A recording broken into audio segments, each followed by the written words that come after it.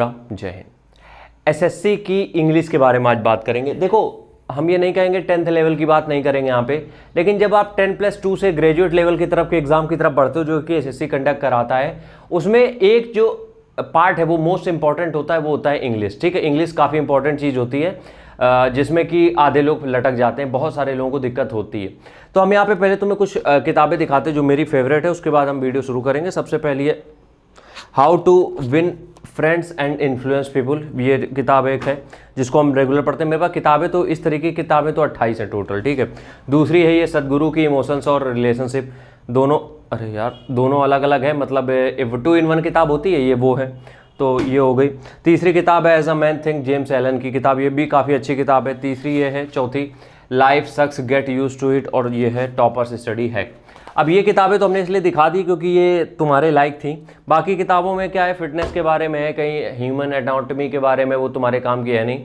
हम ये किताबें क्यों दिखा रहे हैं? अब देखो, होता क्या है कि जब भी तुम एग्ज़ाम जाते हो देने, तो तुमने बहुत सारी किताबें, मतलब एक कोई भी पर्टिकुलर किताब, एक रूल बुक जो होती है वो तुमने पढ़ी होगी, जिसमें कि तुम्हें इंग्लिश के सारे रूल्स दिखे होते हैं, इंग्लिश के सारी बातें उसमें बताई जाती हैं कि कैसे कैसे वर्ब एडवर्ब सारी चीज़ों का यूज़ होता है। तो सेंटेंस का जो अरेंजमेंट होता है वो सिखाते हैं। कुल मिला के एक बात बताओ, तुम जब नाउन पढ़ रहे हो, प्रोनाउन, वर्ब एडवर्ब, तुम कुछ भी पढ़ रहे हो, उसका यूज़ कहाँ पे हो रहा है? उसका यूज़ तभी हो रहा है ना जब तुम जो पूरा सेंटेंस को अरेंज करने में या PQRS में, इन सब चीज़ों में। अब ऐसा तो है नहीं कि फिल इन द ब्लैंक्स आ जाए कि यहाँ पे नाउन भर दो। ठीक है, तो यहाँ पे करेक्ट करने के लिए जो आते हैं ABCD टाइप PQRS, वही तो इन सब चीज़ों में होता है ना। तो यहाँ पे हमें हेल्प चाहिए होती है किसी की, जिसमें हमें वो जो सेंटेंस है वो दिमाग में ऑलरेडी चल रहा हो। अब ऐसा नहीं है कि किताबों से पढ़ोगे तो यही पूरा थ्योरी तुम्हें वहाँ पे मिल जाएगी, ऐसा नहीं होता है। लेकिन क्या होता है कि इसमें बहुत सारे सेंटेंस इस तरीके के तुम्हें मिलेंगे कि जब तुम वहाँ पे एग्जाम हॉल में बैठे हो, तुम अपना क्वेश्चन पेपर देख रहे हो, मतलब कंप्यूटर स्क्रीन पे देख रहे हो, तो तुम्हें ये चीज़ें दिमाग में एकदम से क्लिक करेंगी। तुम्हें ना तो रूल याद करने की जरूरत पड़ेगी, ना तो तुम्हें कुछ भी याद करने की, रिवाइंड करने की जरूरत नहीं पड़ेगी। तुम एक क्लिक में आंसर दे दोगे। और यकीन मानो, मेरा जितना भी वाला सेक्शन, हम बहुत जल्दी आंसर इनके दे देते हैं। हमें कुछ चीज़ों में दिक्कत होती है, इंग्लिश में बिल्कुल होती है, लेकिन हम जब इस सेक्टर की बात करते हैं तो मेरे दिमाग में एकदम से वो सेंटेंस अपने आप क्लिक हो जाता है कि कहाँ पे हमें वर्ब, एडवर्ब, एडजेक्टिव, नाउन, कहाँ पे कैसे क्या यूज़ करना है, वो अपने आप हमें क्लिक हो जाता है। तो उसकी वजह क्या है कि हमने बहुत सारी इस तरीके की किताबें पढ़ी हैं, तो सेंटेंस अरेंजमेंट तुम्हारा बहुत बेहतर हो जाता है। दूसरी चीज़ यहाँ पे यह है कि तुम्हें स्पेलिंग याद करने की जरूरत नहीं है, क्योंकि तुम अगर स्पेलिंग याद करने में लग गए तो तुम सिर्फ एक किताब पढ़ पाओगे, सिर्फ तुम एक किताब पढ़ पाओगे 10-15 दिन में। होता क्या है कि ये जितनी भी तुम ये किताब पढ़ोगे जैसे, तो इसमें हर एक पेज में कुछ ऐसी मीनिंग होंगी जो कि तुम नहीं समझ पाओगे, जाहिर सी बात नहीं समझ पाओगे।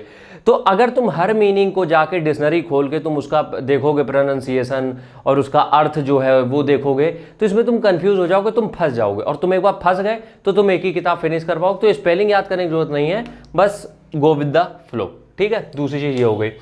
तीसरी चीज़, बुक्स कुछ ऐसी चूज करो जो वाकई में जो तुम्हारा सेल्फ इंप्रूवमेंट भी कर दें। अब देखो, किताबें तो हमें पढ़नी है, तो किसी भी फालतू किताब से पढ़ने से अच्छा है वो किताबें ले लो जिसमें तुम सेल्फ इंप्रूवमेंट की किताबें हो।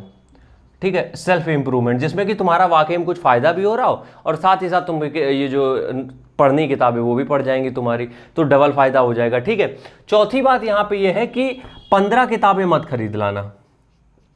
15 किताबें नहीं, कोशिश ये करो कि एक बुक लेके आओ, उसको 1-2 बार पढ़ो आराम से। और उसको पढ़ो कब? जब तुम बोर हो रहे हो। इसको पढ़ाई के टाइम पे कभी मत पढ़ना कि तुमने अगर डेली का अपना 7 घंटे का शेड्यूल बनाया तो उस बीच में पढ़ रहे हो, नहीं। इसको तब पढ़ो जब तुम्हें लगे कि तुम पढ़ाई से अपनी बोर हो रहे हो, तब तुमने वो बुक उठा ली और वो किताब पढ़ना चालू कर दिया। देखो, नौकरी करने के लिए हम ये नहीं कह रहे जिंदगी भर इसी माइंडसेट से चलना पड़ेगा, लेकिन अगर नौकरी चाहिए तो जब तक नौकरी मिल नहीं जाती तब तक उस माइंडसेट में रहना पड़ेगा, ये हमें लगता है सर। तो इस वजह से ये किताबें पढ़ना जरूरी है मेरे अकॉर्डिंग, हमें जो इतना लगता है वो हम बता रहे हैं। राम राम।